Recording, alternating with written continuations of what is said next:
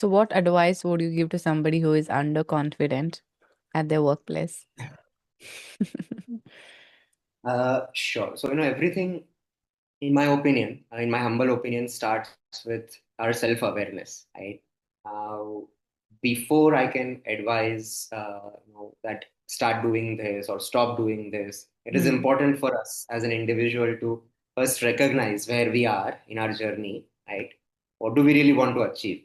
So many times, quick tips may not work for everybody, unless unfortunately. But the fact is, based on where we are currently in our journey, let's say, somebody's just starting in the industry, somebody is a fresher or, a grad who is Hmm. pursuing job, etc. For them, it is important to be able to, present with confidence, right? Present. Before moving ahead with the video, I want to tell you that if you're looking for a book to improve your vocabulary, it has to be this book by Oswald Books. This is your vocabulary builder. It is especially for competitive and government job exams. Many of you are preparing for your CTET, right? It is beneficial for you, and other than that, for railway, banking, LIC, other central and state government jobs, especially beneficial. But on a regular basis as well, it is going to really help you improve your vocabulary. I was going through this page where they have mentioned a lot of idioms and phrases, their meanings. I think more than 500 have been mentioned, and their meanings. And the best part, towards the end, they have this exercise where you can evaluate your understanding and how to use idioms and phrases efficiently. Not only that, there are a lot of topic based words that you can learn from this book. So definitely give it a try, recommend it to your friends. Because if you use my coupon code, which is Shantha20, you will get up to 40% discount. So check out their website, check out the description for the details. Afternoon, welcome to today's session. It's good to see you. Thank you for sending in the invite. And how are you doing? Thank you. First of all, thank you for inviting me and for having me. I'm very good. Thank you. I hope you're also doing well. Yes, I'm doing pretty well as well. So, before we dive into the session, so I would love for you to introduce yourself. I read your introduction in the email that you sent me, but for the people watching you, please tell us about yourself. Okay, sure. I'm Prashant Lodaya. I have around 19 years of experience in the industry. I currently work as a delivery manager, okay, in the capacity of a DM. I started my career as a developer and then slowly grew on to become the DM that I am, and have had multiple roles, companies, and a lot of switches in these 2 decades of the journey that I have had. So that's a little bit about me. Yeah, thank you. You're also an author, isn't it? Yes, I am. Tell me about that journey. What motivated you, and how did things take that turn? Sure. So, to be honest, I was always, like writing and scribbling as a child. Okay. So I just never knew that I would become a published author. Okay. So I, of course, used to write poems and stuff like that. So I had a good collection of poems, which eventually became my first book. And Oh. after that, there was no stopping. So I continued. I met a book coach, as the destiny probably had something in the mind, and it was just a fortunate event that I found a coach who directed me in the right direction, and allowed me to open my mind towards not overthinking, and just writing the books and going ahead with publishing.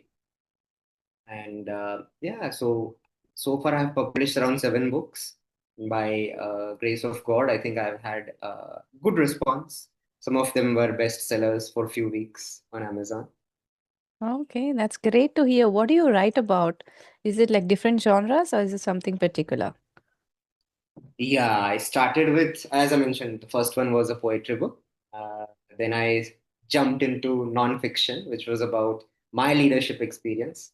Hmm.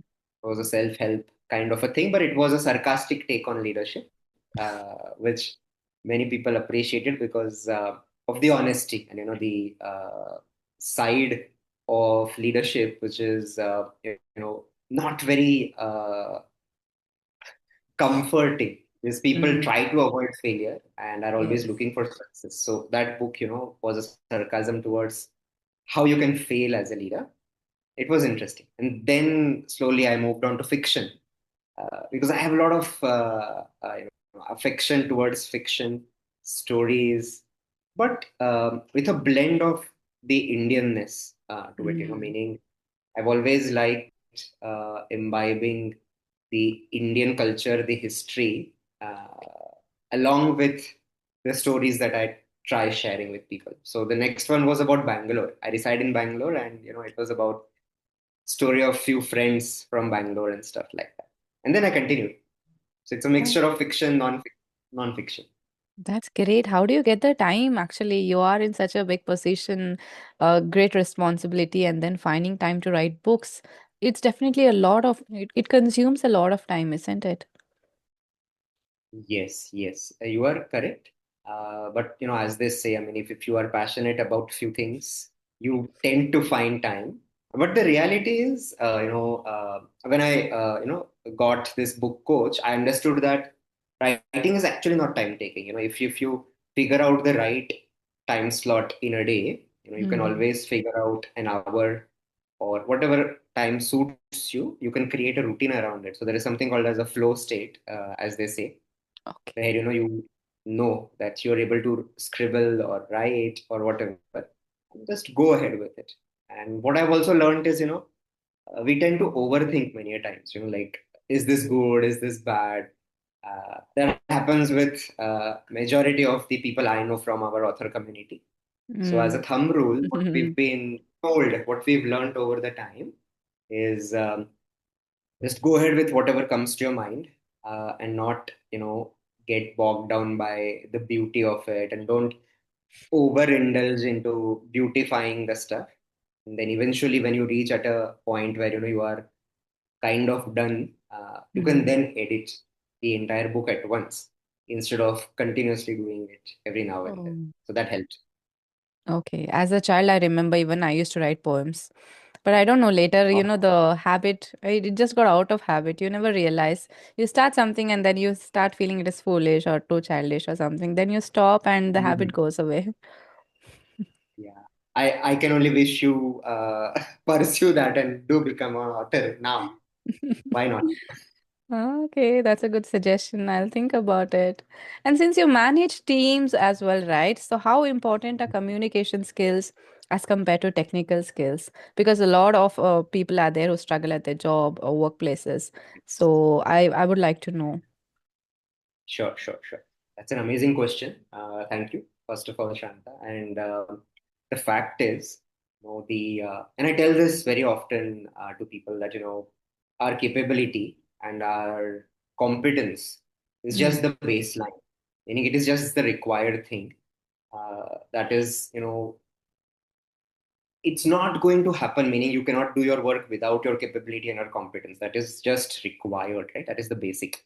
But mm, what really differentiates us is certainly our communication. Okay? Uh, and for more than one reasons. Meaning, it's not just to be able to comprehend stuff. It is also not just to be able to uh, share stuff. It is also not just to be able to impress people. Right? It is more important to be able to converse and communicate with people around us mm, with whom we spend majority of the time in our work day, right? mm, It becomes really, really important that we are able to communicate and of course leverage the skills to our advantage, and influence the right people, find your vibe, find your tribe, and develop some skills which are required according to the situation. uh, mm. what kind of communication is apt for what situation, etc., etc. That's the overall approach towards communication at work. Mm. So is it common for corporate people, I mean, talented professionals who struggle with spoken English? Is it a common scenario? I have, yes. Well, unfortunately, it is common. I have seen people struggle with uh, I don't want to say struggle with, to be honest. Mm, The choice of word was wrong, but it is just that many times people undermine, themselves and try not to, share a lot, or mm, have some limiting beliefs about their communication. That probably the vocab is not high, or it's mm, not amazing, etc. But the truth is, and it applies to me also. Okay, many times I still believe that I'm probably not able to deal with a certain situation the way I would like to, right? mm. And it's also not about just the daily conversations, right, Shanta? As you must know, it's Yes. also about being able to negotiate when required. It's about navigating the difficult conversations, deal Mm, with difficult people, and certainly as a leader, as you grow in the career, being able to influence the right people around you. So that is still a problem in the industry. mm. So, what advice would you give to somebody who is underconfident at their workplace? Sure. So, everything, in my humble opinion, starts with our self awareness, right? Uh, Before I can advise, that start doing this or stop doing this, it is Mm, important for us as an individual to first recognize where we are in our journey, right? What do we really want to achieve? So many times, quick tips may not work for everybody, unless unfortunately. But the fact is, based on where we are currently in our journey, let's say, somebody's just starting in the industry, somebody is a fresher, or a grad who is mm, pursuing job, etc. For them, it is important to be able to present with confidence, right? Present themselves, present their work with confidence, right? Now, that is a little confusing term when the word confidence itself is used.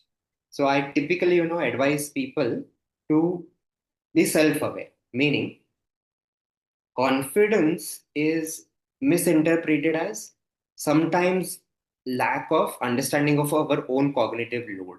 Okay, mhm. what I mean by that is, non-native English speakers typically think in a language, in a regional language, right? We end up, translating that. Yes. Then we, figure out how will it look.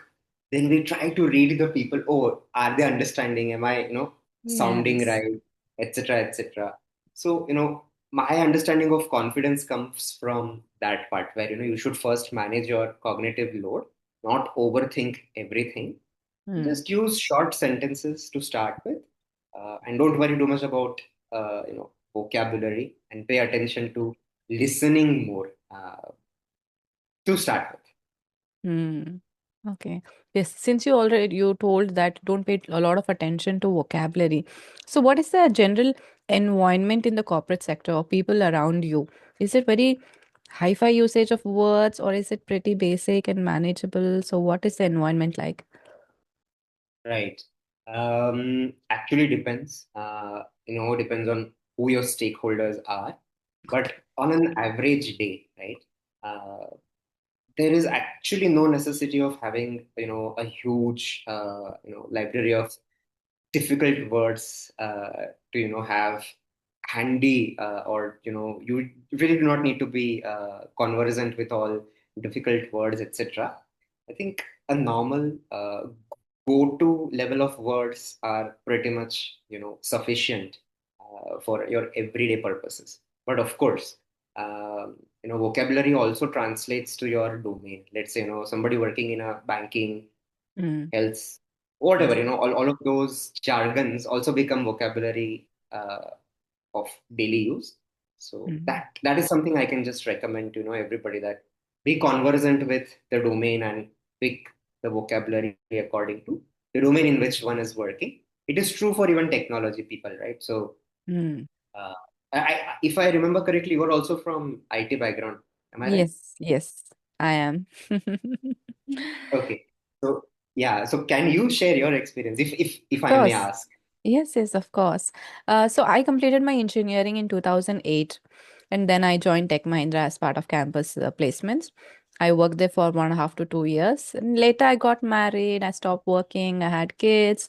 So this is my second career. So starting YouTube was like another biggest decision that I took, that like transform the trajectory of what I wanted to do, because I wanted to get back into IT. But then you have those prerequisites. You just have to go undergo more training, develop Yeah. new skills, like maybe become a data analyst or things like that. But then I was not ready to relocate. I live in Raichur, so I was not ready to relocate. I did not want to move to Bangalore. So maybe you are aware of that angle why people don't want to move to Bangalore. So I did not want to Yeah. move to Bangalore, and then remote work was not that very easily accessible. Mm, I mean, people started saying, the trainers, they were saying that it's not really easy for you to find remote work at this point. So right, I thought, right, okay, right. let's not get into that. Let's not do a full-time job. So let's do something which will give me, the liberty to manage both personal and professional life. So that's why I I started see. teaching spoken English on different platforms. Then I thought, let me do something of my own. And then I started YouTube. So it started working well. So that's my story. Awesome. And I'm just using this, to congratulate you and also really, really, share that it's amazing what you're doing with your YouTube channel. I think many people are getting benefited. I mean, as I mentioned on the email, I think I was searching for spoken English courses for an acquaintance of mine, and it was amazing the way you are approaching it. Not in the normal way that is shared out there. I think it is very, very interesting. And yeah, please continue to do what you are doing. I think you are certainly amazing at that. Thank you so much for the kind words. So, is there any decision in your life which changed the trajectory, or some best decision that you took in your life? Hmm. I don't know. I think that is yet to be happen. Yet to happen. No, but there are several actually. If I can, I'll try and connect them to the topic, right, around the communication and books, etc. So yes, certainly. Some of it is related to my passion of authoring, and when the first book was published, that was an amazing experience. The decision was, as I mentioned, I just found a coach, and then through the guidance, I ended up publishing and learned the skill of marketing as a virtue of finding the Hmm. coach. So that was a life-changing thing because what I have seen, what I have heard is many people are good at writing, right? But after having published, they probably end up not, selling the book to the right people. And Hmm. that is something that, opened my eyes to that world of the necessary devil, which is marketing. So that was an interesting journey. That is an interesting journey still. Hmm. Um, from my personal life, right? I'll try and communicate in terms of one other decision from my personal life related to communication. I read a lot. Okay, even before becoming an author, I'm actually a voracious reader. I have been reading a lot of books and any genre, right? Like not Okay. just stuck upon one. So I Mm-hmm. just love, and I see a lot of books in your background. So I'm sure you are also an avid reader. Yes, I was. Okay, so okay. So one decision that helped me was, jumping into our history, meaning, reading a Hmm. lot about Indian history, okay, uh, and creating links between English that we use, right, for our normal usage Hmm. with the history of India and with the global history there, right? So if we come to think of it from a spiritual point of view also, right? The fact is, many words do not appear in the Oxford Dictionary that are actually available in Indian, Oh. subcontinent. Okay, and there's a lot of confusion in the English language itself when we again go back to history and whatnot, especially the Victorian era. Hmm. There are some words which are not being used anymore. There are some words which are like contronyms, as they say, like it means something in one context and it means exactly opposite in another context, right? So all such things were automatically revealed when I tried connecting our language to history Mm-hmm. at a global level. So it was an amazing decision. Yeah, I'll stop there. I hope it was uh, Of a course. small nugget. So history is your favorite genre. Is it still your favorite genre, or you used to read history? No, I still read. I was in fact reading S.L. Bhairappa's book Avarana, if you've heard. Oh, I'm sorry, I don't read Kannada. Okay, even I don't. And as a virtue of English, right, being a non-Kannada person, I was able to read Bhairappa in English because it was translated, right? Okay.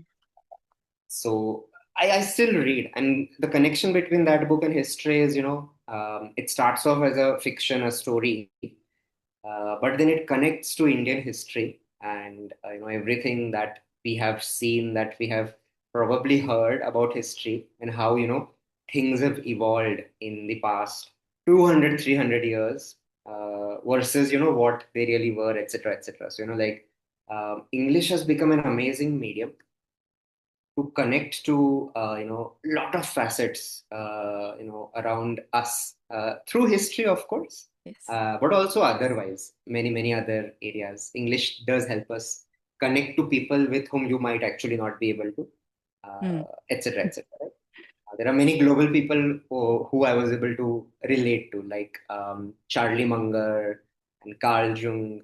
All of these people. So many, philosophers also from the Stoic era.